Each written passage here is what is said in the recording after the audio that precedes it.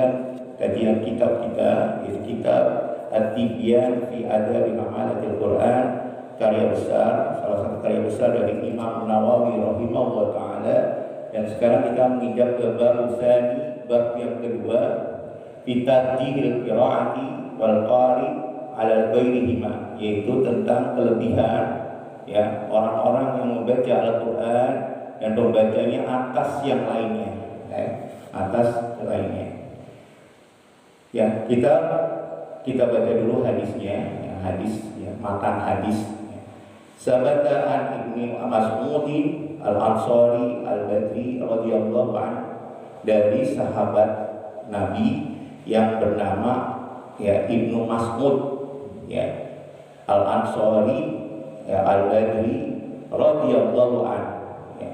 Ani Nabi sallallahu alaihi wasallam, dari Nabi kita Nabi Muhammad sallallahu alaihi wasallam, qala, beliau bersabda, ya ummul qauma aqra'uhum li kitabillahi ta'ala, hendaklah yang menjadi imam, maksudnya ini imam sholat Pak ya, hendaklah yang menjadi imam ya, sholat dalam suatu kaum, aqra'uhum li kitabillahi ta'ala, orang yang paling ahli ya dalam pembacaan atau membaca kitabullah, kitabnya Allah Ta'ala. Rawahul Muslim, hadis ini diriwayatkan oleh Imam Muslim ya. Imam Muslim adalah imam kedua setelah Imam Bukhari Pak, hadisnya paling sahih ya. Jadi kalau paling sahih ya, ada dua imam ya, yaitu Imam Bukhari dan Imam Muslim. Jadi dipastikan hadis ini sahih Pak kalau diriwayatkan oleh Imam Bukhari atau Imam Muslim. Nah, ini namanya matan Pak, matan hadis. Nah, kita nggak bisa menerjemahkan atau memahami matan hadis tanpa dari para ulama ya. Jadi nggak bisa kita terjemahan asal terjemah Pak, kita harus melihat pendapatnya para ulama tentang hadis ini ya. Bagaimana kita hendaknya menjadikan suatu kaum itu adalah yang menjadi imam dalam suatu kaum itu orang yang memang paling ahli dalam membaca Al-Quran atau kitabullah. Maka para ulama ya mensyarah hadis ini ya dengan ketentuan sebagai berikut Pak. Yang pertama ya, ini adab-adabnya Pak. Kalau sebagai tamu nih ya, kalau sebagai tamu kita ke tempat orang, maka yang menjadi imam adalah tuan rumahnya. Ini harus dipahami Pak. Jadi kalau kita, mohon maaf, kita bertamu di rumah orang ya, maka yang paling berhak menjadi imam adalah tuan rumah, bukan kita, gitu. Ya, bukan kita.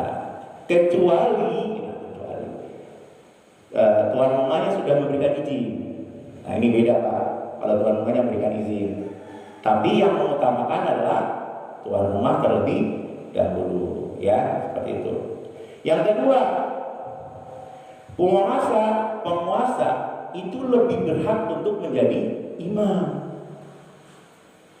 Makanya Nabi Muhammad SAW ketika menunjuk ya panglima perang Pak, menaklukkan suatu wilayah, maka orang tersebut akan menjadi imam di tempat tersebut. Misalnya sahabat Amr bin As menguasai Mesir, maka Amr bin As menjadi penguasa di Mesir sekaligus sebagai imam sholat. Ya, imam sholat. Nah ini Pak, pemimpin, penguasa lebih berhak untuk menjadi imam. Nah, baru yang ketiga, nah ini kita lihat Pak, ya, termasuk juga misalnya penentuan misalnya di suatu tempat, di suatu masjid sudah ditunjuk imamnya. Nah ini Pak, termasuk ya, maka orang tersebut yang berhak untuk menjadi imam. Maka kita nih, misalnya nih orang-orang luar yang bukan, ya kalau selama masih ada imam jangan kita maju ke depan, gitu. Ya, karena yang berhak adalah pengurus masjid ini yang telah menentukan siapa yang menjadi imam. Ini ketentuan Pak. Ya, kadang-kadang ini perlu diperhatikan. Jangan main senononggoy tiba-tiba nggak ada imam, kita maju ke depan sendiri gitu, tanpa ada arahan dari imam. Ini nggak boleh Pak. Ini ulama yang menentukan, bukan kita. Ulama ya, ulama yang menentukan. Nah, baru setelahnya kita lihat kefasihan dan kealiman seseorang. Nah, di mana yang paling fasih dan paling banyak hafalannya, mahram hujurnya yang paling baik ya, itu yang menjadi imam. Ya. Kemudian juga orang yang paling mengerti fikih sholat Pak. Fikih sholat. Ya, berarti tahu fikihnya. Jangan sampai nggak tahu fikihnya. Ya. Kemudian paling dahulu hijrah, kalau misalnya dia paling itu ya, hijrahnya dulu, yang paling dulu siapa? Kemudian yang paling tua. Jadi paling tua itu terakhir Pak. Ya, yang paling tua terakhir Pak usianya ya. Nah itu ya, itu harus diperhatikan. Ya, itu harus diperhatikan. Nah ini yang penting juga Pak. Ya, bagi seseorang itu ya, tidak dianjurkan menjadi imam apabila jamaah tidak setuju dengannya. Karena bikin masalah Pak. Mohon maaf nih ya. Di sini kita kunut subuh. Mohon maaf, orang yang tidak kunut subuh jangan menjadi imam. Kenapa? Pasti akan tidak disukai oleh jamaah, karena kita di sini kunut subuh mengikuti karena sunnah dari Imam Syafi'i ya, rahimahullah taala. Ya, bukan sholatnya tidak sah, sholatnya tetap sah, cuma ya kan kalau dalam mazhab Syafi'i kan itu kan sunnahnya sunnah abiyat ya. Ya, kalau tidak melakukan maka dia sujud syahwi.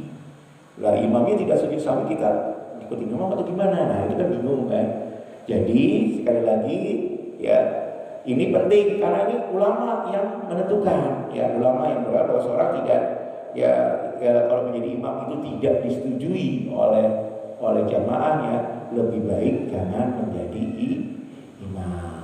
Nah ini Pak, ini ketentuan dari hadis ini ya. Dan ini yang merangkum ini siapa? Ulama ya.